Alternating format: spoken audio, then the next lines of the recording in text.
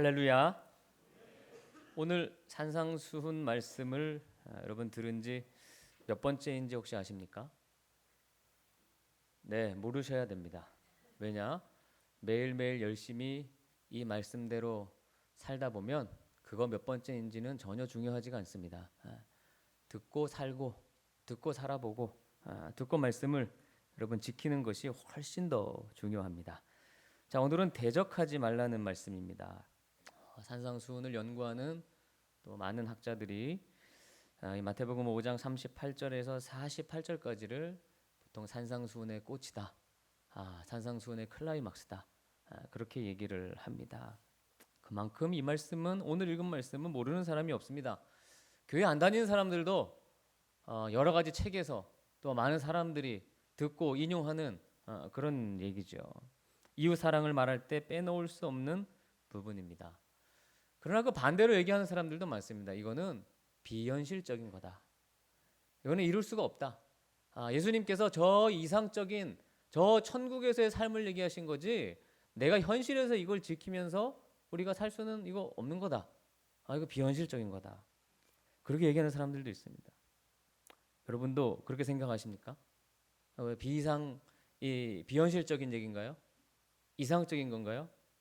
그럼 성경은 다 이상적인 얘기고 우리의 삶이라는 관계가 없을까요? 우리가 한 번에 변하진 않지만 저도 이 설교를 준비하면서 살면서 요즘 계속 산상수훈 말씀을 제 마음에 품고 있습니다. 계속 묵상하고 있습니다. 잊어버리지 않으려고요. 그러면서 말 한마디 할 때, 사람 만날 때, 무슨 일을 하든지 혼자 있을 때 언제든지 이것을 새겨두고 생각하면서 그렇게 하루의 삶을 살려고 했습니다. 그러다 보면 뭔가 우리가 예수님과 커넥트되는 게 있고 이 말씀과 연결되는 게 있고 내 삶이 말씀 가운데로 들어가는 어떤 부분을 여러분이 경험하실 수가 있는 거죠. 계속 가지고 있는 거예요. 자, 오늘 말씀 한 절씩 한번 봅니다. 38절 말씀 읽겠습니다. 같이 읽습니다. 시작. 또 눈은 눈으로. 계속 말씀드리지만 핵심은 바리새인이나 서기관들보다 더 나은 의를 우리가 가져야 한다는 거예요. 그것은 구약의 율법을 우리 예수님께서 올바로 해석해서 저희들에게 적용해 주시고 있는 말씀들입니다. 자, 오늘 말씀 눈은 눈으로, 이는 이로. 이것은 쉽게 얘기하면 보복에 대한 말씀입니다. 보복하는 거. 그런데 사람이 보복할 때 일반적으로 저 사람이 나에게 한 것보다 많이 해요? 조금 해요? 저 사람은 탁 때리는데 나는 이렇게 때립니까? 아니에요. 저 사람이 한 대 때리면 두 대를 때리든지 아니면 더 강도를 세게 해서 때려서 보복하죠. 보복은 그런 것입니다. 옛날에 저희 아버지가 맨날 그러셨어요. 이렇게 아버지를 제가 이렇게 한번 간지럽히면 저희 아버지는 나는 이스라엘이야 100배로 보복해 하면서 100번을 막 간지르시는 거예요. 보복은 그렇게 하는 겁니다. 그래서 이 율법을 처음에 주신 이유는 과도한 보복을 막기 위해 이걸 주신 거예요. 혹여나 보복하다가 상대방을 죽일 수 있다. 그런 거를 미연에 방지하고자 이런 거를 준 겁니다. 우리는 보복을 좀 세게 해야 속이 시원하죠. 그 인간의 본성입니다. 나에게 해코지 하는 사람에게 최대한 갚아주려고 하는 것이 우리의 본래 모습이죠. 그래서 율법의 가르침은 그 같은 우리 본성의 과도한 보복을 제어해 주시기 위함입니다. 상대가 내 눈 하나를 다치게 하면 지나치게 보복하는 게 아니라 딱 그 정도로만. 그걸 탈리오의 법칙 또는 동해 보복법이라고 하는 거예요. 그 지금도 이슬람 국가에서는 이거를 그대로 지킵니다. 고대 근동에 아주 보편적인 그런 법률이었어요. 그러니까 우리는 때리면 경찰서 가고 감옥 가지만 어떤 이슬람 국가는 실제로 때리면 똑같이 한 대 때리는 것으로 그거를 이렇게 판결하기도 합니다. 자, 그러면 이것을 어떻게 이 유대인들이 자의적으로 해석해서 유대 사람들이 잘못 가르치고 이해했느냐? 얘는 이 눈으로는 눈. 그러니까 보복을 나는 해도 된다고 하는 권리를 가지고 있는 것처럼 설명했어요. 이해가 되십니까? 그러니까 이거는 과도한 보복을 막기 위해서 특별히 보복하는 사람들이 더 많이 하지 않도록 제어하기 위해 주신 율법인데 이 율법을 들은 당시의 서기관들과 유대인들은 바리새인들은 어떻게 가르쳤느냐? 너는 보복할 수 있어. 보복해도 돼. 보복할 수 있는 권리가 나에게 있는 것처럼 말을 했다는 거예요. 그건 잘못된 것이다 라고 예수님이 가르치시는 겁니다. 근데 우리 예수님 말씀도 충격적이죠. 그런 보복을 아예 하지 말라는 겁니다. 아예 너 보복 아예 하지 마라. 여러분 우리가 살면서 이렇게 성령님이 도우심이 필요한 일들이 많이 있잖아요. 근데 제가 볼 때는 이 말씀이, 이 부분이 가장 우리 삶의 성령님의 역사와 도움과 충만이 제일 많이 필요한 부분인 것 같아요. 이건 성령님의 도움이 없이는 할 수가 없는 말씀인 것 같아요. 그래서 손영원 목사님이 아들을 죽인 그 원수를 양자로 삼았잖아요. 그 성령의 충만한 이 하나님의 말씀으로 충만해지지 않으면 할 수 없는 일이에요. 불가능합니다. 그러니까 오직 하나님의 영에 가장 붙들려야만 할 수 있는 일이 바로 오늘 본문의 말씀이 아닐까. 우리의 본성으로는 도무지 할 수 없는 말씀이 아닐까. 여러분 이 바리새인과 서기관들이 추구하는 의와 하나님의 백성으로서 우리가 가진 의는 아주 근본적으로 차이가 있습니다. 여러분 내가 보복을 하지 않아도 되는 이유, 너희는 보복 안 해도 돼, 보복하지도 마 라고 예수님이 말씀하셨는데 우리가 그렇게 할 수 있는 이유, 우리는 이미 예수 그리스도 안에서 넉넉히 모든 것이 회복되었기 때문에 사람에게 보복할 필요가 없다는 것입니다. 원한이나 사륙이나 투기를 중단할 수 있고 더 적극적으로 상대방을 용서하고 사랑할 수 있다는 것이 예수님의 뜻이에요. 즉 하나님이 통치하시는 나라에서는 그런 보복과 같은 종류의 일은 필요가 없어요. 왜냐하면 예수님으로 해결과 만족과 기쁨을 얻었기 때문입니다. 할렐루야. 이걸 모르면 신앙생활 할 수 없습니다. 신앙생활에 기쁨이 없습니다. 구약이나 신약이나 율법의 요점은 두 가지라 그랬어요. 하나님 사랑과 이웃 사랑입니다. 그것을 요약해 놓은 것이 뭡니까? 10계명입니다.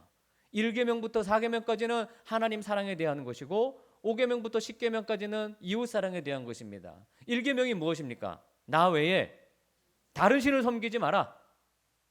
그럼 무슨 하나님이 우리들이 다른 신 섬긴다고 뭐 질투하고 시기하고 그런 관점에서 말씀하신 게 아니에요. 너는 나로 족하다는 거예요. 나 하나면 된다는 거예요. 하나님이면 충분하다는 거예요. 부모를 공경하고 살인하지 않고 간음하지 않고 도둑질하지 않고 탐내지 않고 거짓 증거하지 않는 거, 이게 무슨 뜻입니까? 우리의 삶이 그런 것들로 채워지지 않는다는 거예요. 이웃의 것을 탐하지 않아도 우리는 하나님 때문에 이미 풍족히 채워져 있다고 하는 사실을 알려주고 있는 것입니다. 하지만 세상은 그렇지 않아요. 이 세상은 약육강식의 법칙이에요. 내가 1등 하려면 누군가를 제쳐야 됩니다. 누군가의 자리를 내 것으로 만들어야 됩니다.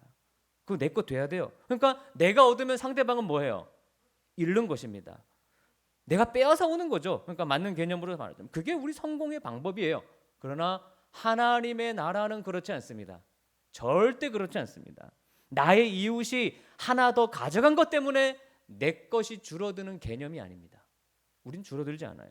이미 하나님 나라에 들어와 있기 때문에 우리는 그럴 필요가 없어요. 하나님이 우리를 인도하시는 것이지 이웃에게 손해를 본다고 해서 내 인생이 뒤처지는 것이 아니라는 것입니다. 여러분 이거 믿으십니까? 이웃이 하나 내 거 더 가져간다고 해서 내가 못 가지고 안 가지고 실패하는 게 아니라는 거예요. 우리는 그거와 다른 삶을 산다는 거예요. 하나님 나라는. 여러분 성경의 주제 중에 하나, 이 성도의 주제 중에 하나가 이 원통함입니다. 교회 다니면서도 원통해요. 나는 교회 열심히 다녔는데 왜 이 모양이고 저놈은 하나님 알지도 못하는데 잘 되고 원통하다. 그때 주님이 여러분 탕자의 형에게 하신 말씀이 있어요. 여러분 너무 잘 아는 말씀이죠. 내가 너 아버지 아니냐?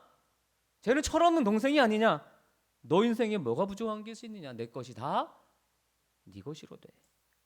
무엇 때문에 이웃의 것을 우리가 탈취해야 되고, 무엇 때문에 이웃을 시샘해야 되고, 무엇 때문에 이웃에게 보복할 필요가 있느냐?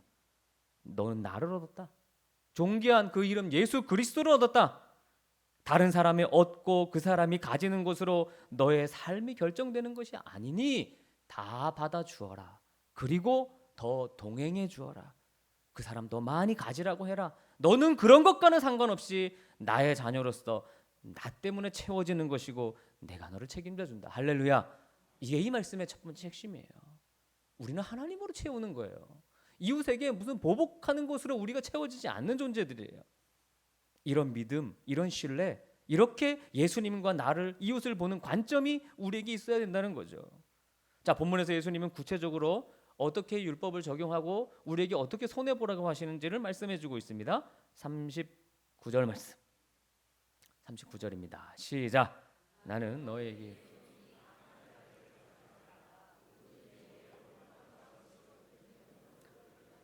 악한 자를 대적하지 말라 하면서 첫 번째 주시는 것이 누구든지 내 오른뺨을 치거든 왼편도 돌려대라.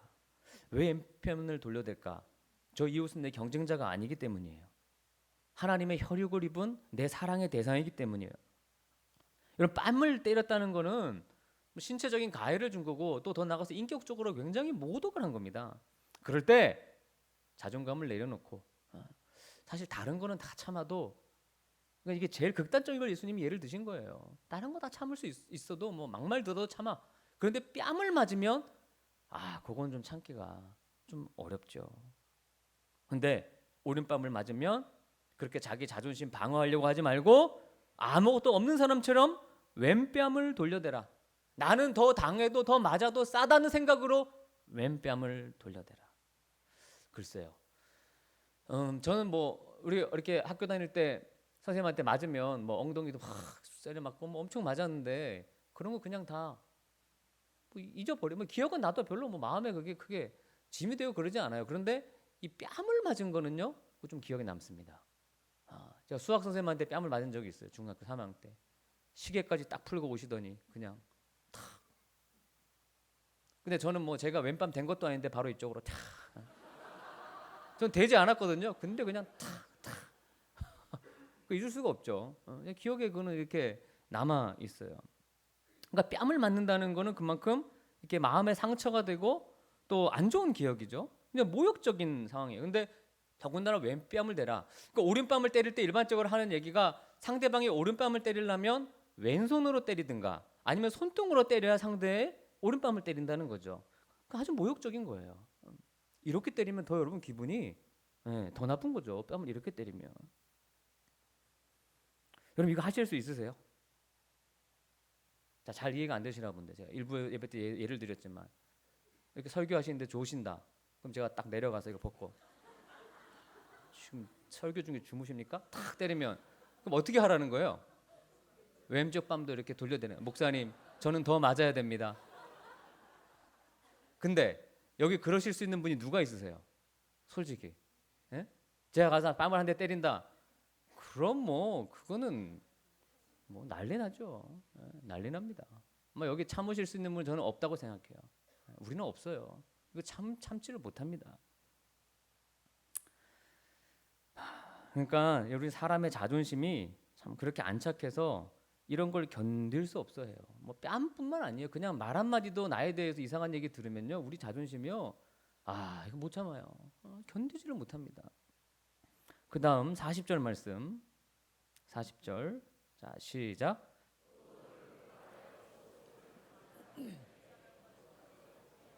네. 그러니까 속옷을 달라 할 때 뭐까지 준다는 거예요? 이거 반대가 아닙니다.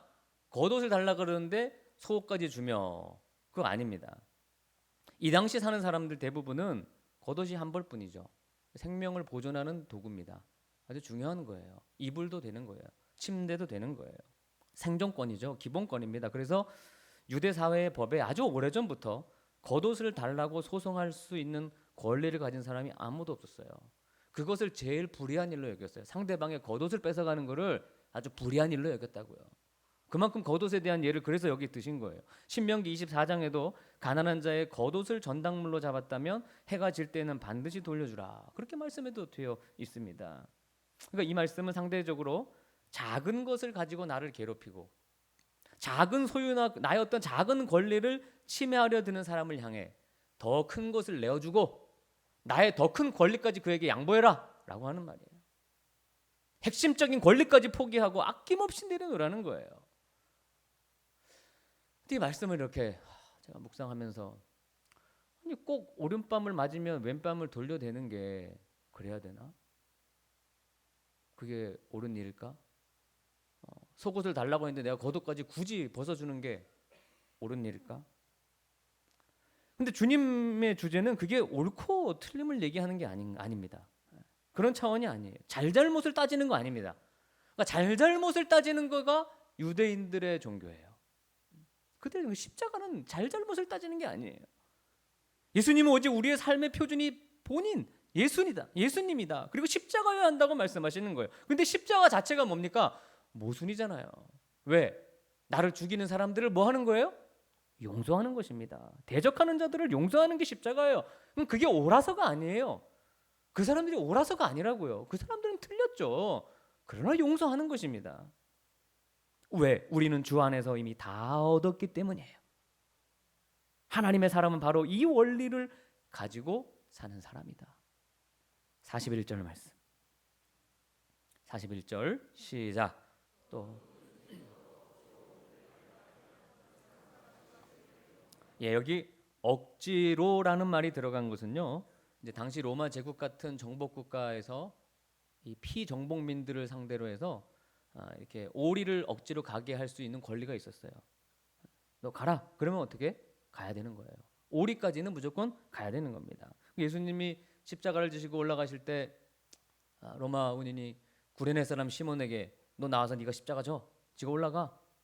오리는 가야 되는 거예요. 최소한. 그런 권한이 있었어요. 그런데 그렇게 오리를 억지로 가라고 하면 심리를 기꺼이 가져라. 기꺼이 가져라. 정말 예수 믿기 힘들다. 숨이 막 막히고 숨이 막히더라고요. 보니까 예수 안 믿고 싶은 심정. 이대로 살려면 이런 답답함 경험해 보셔야 돼요, 여러분. 이런 답답함을. 왜? 하려고 하면 답답한 거죠. 근데 제가 이렇게 막 답답하던데 그러다가 이걸 좀 반대로 생각해 봤어요. 내가 어떤 어려운 일을 하는데 이렇게 준비하는데 어느 분에게 제가 좀 도와주세요 했어요. 근데 그분이 정해진 요만큼만 도와주는 게 아니라 아주 기꺼이 정성 들여 이만큼을 도와주는 거예요. 그러면 여러분 그 사람에 대해서 얼마나 감사할까요? 너무너무 감사한 거예요. 너무너무 감사하죠. 이거를 반대로 생각해 보면 너무 감사해요. 그러니까 내가 오리를 힘들게 가는데 누가 나와 심리를 동행해 준다? 와우. 어떤 일을 도와달라고 했는데 정해진 최소한의 시간만 마무리하고 손을 터는 사람이 아니라 다 마무리하는 시점까지 그 이상까지 자원함으로 해준다면 얼마나 좋겠습니까? 어느 목사님의 설교 중에 목사님이 그런 얘기 하셨어요. 옛날에 자기가 아이를 잊어버리셨대요. 동네에서. 그러니까 전 교인이 나서서 그 아이를 찾으러 온 동네를 다 뒤진 거예요. 근데 못 찾았어요. 이제 밤이 됐어요. 다 자기 집으로 이렇게 돌아가겠죠. 근데 목사님이 마음이 그래도 좀 서운해. 아이가 잃어버렸는데 어떻게 밤을 새서라도 좀 찾아주면 좋겠는데 같이 혼자 하면 힘이 부족하니까. 근데 어느 한 집사님이 밤을 새며 온 곳을 돌아다니며 그 아이를 찾더라는 거예요. 그걸 찾았어요. 그 감사함 이루 말할 수가 없는 거죠. 이루 말할 수가 없죠. 오리를 가자고 하면 심리를 가져와라. 심리를 가져와라. 그게 서기관이나 바리새인이 가졌던 의, 즉 사람과 사람 사이의 자존심 싸움, 그거 아니다. 우리는 하나님 앞에서의 의를 가지고 이웃을 사랑하는 존재들이다. 가져라. 심리를. 여러분, 하나님이 얼마든지 저와 여러분을 대하실 때 아주 위험과 또 어떤 무서움과 엄청난 무게로 우리를 다스릴 수 있으시죠. 그러나 하나님은 그런 쪽으로 당신의 의를 나타내시지 않으십니다. 십자가처럼 여러분이 곁길로 가고 여러분이 세상길로 가고 여러분 맘대로 자존심이나 세우며 살아도 여러분과 함께 백리를 가주시는 분이 우리 하나님이십니다. 하나님은 그런 의로 우리를 임하세요. 우리에게 오시는 거예요. 우리는 사람들에게 너나 우습게 보지 마. 그렇게 대합니다. 아무리 착한 척, 잘해주는 척 해도 은근히 나 착해 보이지만 나 화나면 가만 안 있어. 이렇게 합니다. 아주 그걸 교묘히 드러내죠. 나 막 건들지 마. 나 사실 무서운 사람이야. 근데 하나님은 그렇게 안 하신다는 거예요. 너만 잘 되면 내가 뭘 못하겠니? 너만 바른 길 간다면 내가 뭘 못하겠니? 그런 부모의 심정으로 우리와 백리든 천리든, 아니 우리 인생길 전체를 우리와 함께 이까지 오신 거예요. 솔직히 우리가 하나님 따라간다고 하지만 우리가 하나님 따라왔어요? 하나님이 우리 따라오셨어요? 하나님이 우리 따라오셨어요. 우리 가는 길로 따라오셨어요. 내 이웃과 그런 식의 경쟁에 들어가지 마라. 신앙생활 할 때 늘 이런 마음을 가지고 해라. 아무 일에든지 다툼이나 허영으로 하지 말고 오직 겸손한 마음으로 각각 자기보다 남을 낮게 여겨라. 이것이 기뻐 받을 만한 일이다. 빌립보서 2장의 말씀이죠. 근데 진짜 여러분 그렇게 하셨습니까? 정말 저 사람이 나보다 낫다고 생각하셨어요? 그 사람이 나보다 못한데 저 자리에 앉아서 하고 있지, 이렇게 생각하셨죠? 아닙니다. 저 사람이 나보다 훨씬 잘해서 저 자리에 있는 거야. 저 사람이 나보다 더 잘해서 저 일을 맡아 하는 거야. 내가 지지해 줘야지, 내가 도와줘야지, 이런 마음을 가지라는 거예요. 그런 마음을 가질 때 우리 주님께서 진짜 기뻐하신다는 것입니다. 이게 단순히 뭐 그냥 웃으면서 그냥 참아 이런 참는 정도가 아니라, 우리가 하나님 앞에서 받은 은혜와 구원, 그 사랑이 너무 크고 그 사랑을 받은 자 같이, 하나님의 사랑을 받은 자 같이 이것을 놓치면 우리는 아무 힘이 없는 신앙인들이 되고 말아요. 따라해 보세요. 하나님의 사랑을 받은 자 같이. 네, 하나님이 여러분을 인생의 그 긴 인생길을 사랑으로 여러분에게 베풀어 주신 것처럼 여러분은 그 사랑을 받은 자 같이, 이게 신자의 특권입니다. 골로새서 3장, 에베소서 5장 1절은 이렇게 시작합니다. 사랑을 받는 자녀같이 그렇게 행해라. 막 하지 말고 사랑을 받는 자 같이 해라. 골로새서 3장 12절에 너희는 하나님이 택하사 거룩하고 사랑 받는 자처럼, 사랑받는 자처럼 긍휼과 자비와 겸손과 온유와 오래 참음을 옷 입어라. 사랑받는 자처럼. 그러니까 이 말씀을 보면 하나님께 사랑을 받은 자는 어떻게 한다는 거예요? 저렇게 한다는 거예요. 그래서 사랑받는 자처럼. 그러니까 여러분, 좀 뭐 딱딱하고 까칠하고 기다려주지 못하고 그런 거는요, 어떻게 보면 사랑받는 자처럼에서 벗어나는 일이에요. 사랑받는 자처럼 해라. 존귀하신 하나님의 사랑을 받는 자는 온유와 오래 참음을 옷 입을 수 있다. 이건 무슨 뭐 감정적인 문제가 아닙니다. 특권의 문제예요. 여러분, 뭐 이렇게 얘기해도 사람이 안 바뀌죠. 참아주십시오. 참아주세요. 그게 사랑받는 자의 특징이라는 거예요. 사랑받기에 여유가 있는 것입니다. 하나님의 사랑 안에 있기 때문에 심리를 가줄 수 있습니다. 저도 제 신앙에 가장 많은 연습을 하는, 투자하는 게 있다면 참는 것입니다. 참는 거, 참아주는 거. 언제까지? 죽을 때까지 참아주는 거예요. 뭐 저와 여러분은 목회자와 성도의 관계지만 어떻게 목회자가 여러분 마음에 다 여러분 이 맞겠어요? 어떻게 여러분 마음에 다 그게 들겠어요? 안 되는 게 많죠. 근데 참아주십시오. 여러분이 저 참는 게 쉽겠어요? 제가 여러분 참는 게 쉽겠어요? 여러분이 참는 게 쉽죠. 참는 거 어렵죠. 한두 명도 아닌데 이거 얼마나 많은데 다 참아줘야 돼요. 그러나 그게 목회입니다. 그게 교회입니다. 참아주는 거예요. 우리는 그래도 여러분 때 되면 갑니다. 참다 보면 해 뜰 날이 옵니다. 그런데 여러분 사회교회는요, 힘든 거예요. 참는. 그래서 정말 죽을 때까지 참는 분도 많아요. 죽을 때까지 참는 거예요. 우리 서로 간에, 가족 간에, 이웃 간에 이거 연습하는 것입니다. 이 연습이 필요한 거예요. 이거는. 자, 42절 말씀. 42절 시작. 내게 구하는 자에게 주며 누구든 필요를 가진 이가 보이면 외면하지 말라. 그러니까 내 이득 취하려고 하지 말고 이웃의 필요와 아픔을 채워줘라. 그것 때문에 내가 좀 불편하고 수고스럽더라도 주저없이 그 일을 해서 하나님의 의를 드러내는 그런 이웃 사랑으로 나타내라. 어느 교회에 아주 순진한 청년 있었어요.